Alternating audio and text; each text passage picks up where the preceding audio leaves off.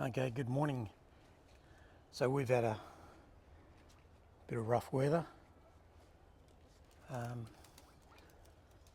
Gee, sorry about moving the camera around so much. I don't know if I'm coming or going here.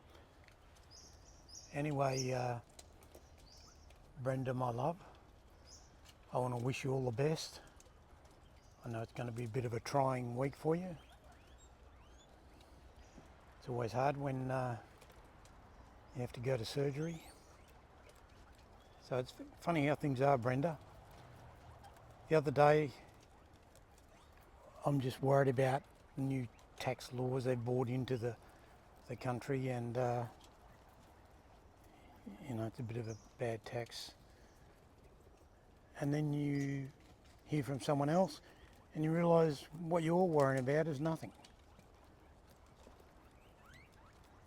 So, and a very special thank you to Coco. You're very generous. Oh, just dropped me mic thing. Go. So, yeah, thank you very much, Coco. You're such a wonderful person. Holy moly, where was my camera? I'm just plugging my mic back in. So I was just wondering what they'd be liking today. Yeah, so it's funny how things are. So if you've got a problem, I think I've lost my mic now. Oh, there it is. No. Hang on, I've just got to put my camera down for a minute. Check on my mic. Oh, it's still there. Yeah, so if you've got a problem and you know what the problem is, we can work towards solving it. So the other day I was not going too well, and then the next day I woke up and my eyes are all red, the whites of my eyes are red, my face is swollen up. And turned out because I changed my my meat supply, and then I cut back on everything because I didn't realise it was preservatives in the ground beef that was knocking me around. But I started cutting out everything. I cut out the nuts, I cut out the yogurt, and the chickens weren't laying that well. And then all I really had was me couple of meals of ground beef and nothing much else, and a cup of coffee, and then the next day just ground beef and water. And I couldn't work it out, but it was all the preservatives in there that didn't agree with my body, because normally I eat a fairly clean diet. Yeah, so Brenda, all the best with your surgery.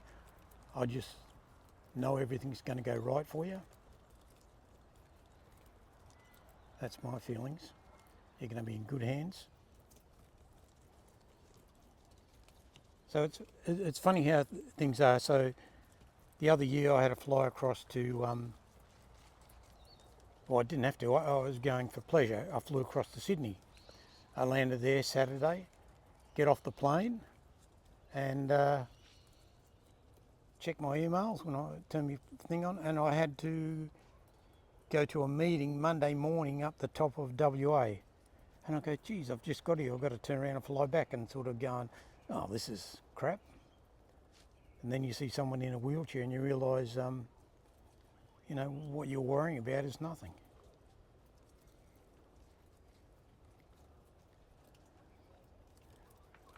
So sometimes things that seem really bad at the time teach you a little lesson. So a couple of years back, I was in Europe and we were flying around, and we had a bit of a mid-air disaster or incident, and they were saying everything in every language except English, and people were crossing themselves, others were praying, and people were writing things on their arms and that. So, and the plane was behaving very badly. And anyway, we got out of it all right. The only trouble was I never understood anything they were saying. They were saying it in 3 or 4 languages, but at that stage I only spoke English. So I thought, oh, That's a big disadvantage.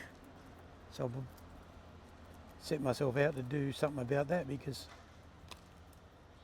I didn't want to be in a bad situation again and not knowing what's going on.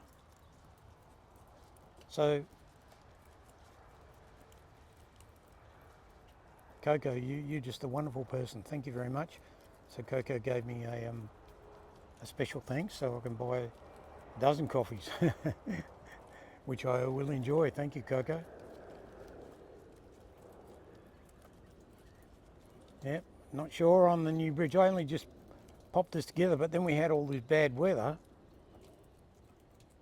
So we had quite a few days of rain, which is fairly unusual. Gee, he got into it, or she got into it. Where normally we get a rainy day and then we get a couple of fine ones.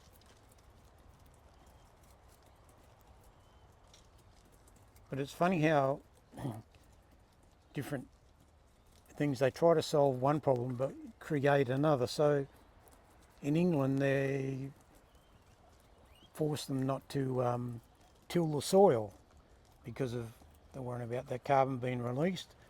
So then what they do, oh, that little guy over there's got nothing, is the farmers, they spray weeds and spray pesticides and that. Here you go, mate. Here, have some banana. Here. Oh, you're a bit shy. So you're filling the ground up with herbicides or pesticides or whatever it is, or glyphosate, or so you're solving one problem but creating another. So it doesn't work too good. I was wondering, oh yeah. So I didn't peel all the corn. I was wondering if they'll run around and select the ones that are peeled. Oh, look, lots of bananas over there. Yeah, so I just done a few added little bits here because I'm expecting a couple of my grandchildren, and they always ask me what have I been doing, you know, and they only want to hear about the guinea pigs. They don't want to hear about my concerns about tax and new laws and everything else. Yeah. So it's amazing, they brought in a new tax law, but they made it's for unrealised capital gain, but they made that MPs are exempt from that tax. So in the end, everyone who's up and going and think they're making a bit of headway will end up owing the tax office or the Australian government money, and because they can't pay it, they'll end up with an interest bill every year as well. So it's sort of something that drives all the motivated investors away, I guess.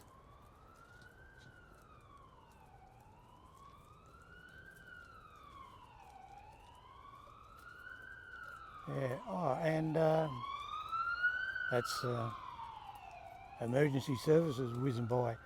See all the doves coming in. They're ready for because I'll give the guinea pigs a bit of grain, and they are ready for the grain. So Lucas, where are we? Oh, Thomas Octavian got his Australian citizenship. The big Yorkshireman, so well done, Thomas. But Australia's really seems to be heading backwards. Where are you going at the moment?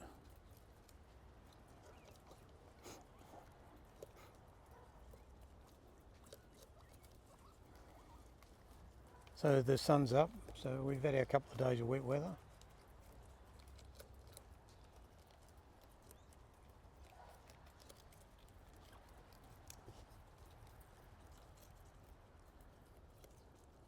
Anyway, it's just a bit of a a short thank you video for Coco and wish all the best for Brenda. And I was going to sort of run a bit short on time when I was going to put a couple of teddies and things in for my grandchildren to spot, but never really got around to it. The girls were hungry, I could hear them, the boys.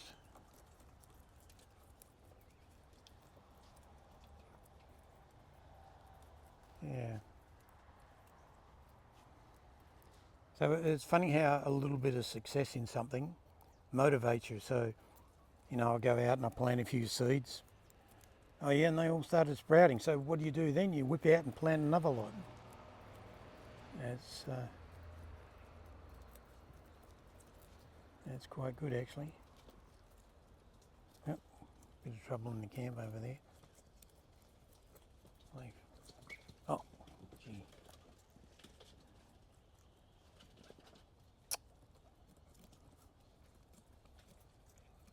I think those two didn't work it out to come across the bridge. Where are they?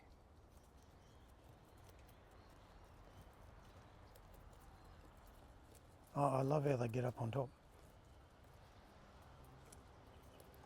So they never went for the zucchinis at all.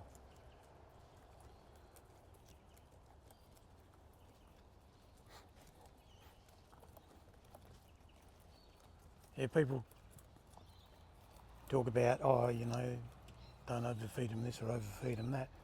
They never eat too much of much.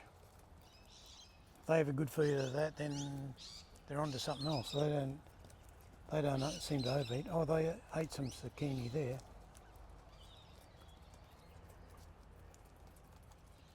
Yeah, so that's the trouble, like for me, you know, you eat a super clean diet and you're not exposed to any chemicals or toxins and that, and then started eating this ground beef, and I didn't realise, because it's from a new supply, big supermarket, that was making me sick, all the preservatives they had in it. And how I found out was I got a big lump of ground beef, put it in a big bowl of water, and I put it in the fridge overnight, and the water was red and the meat went back to its natural colour.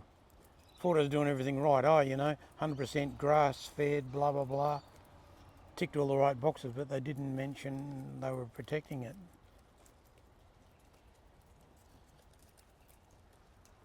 Anyway, thank you very much. Hope you all have a good week.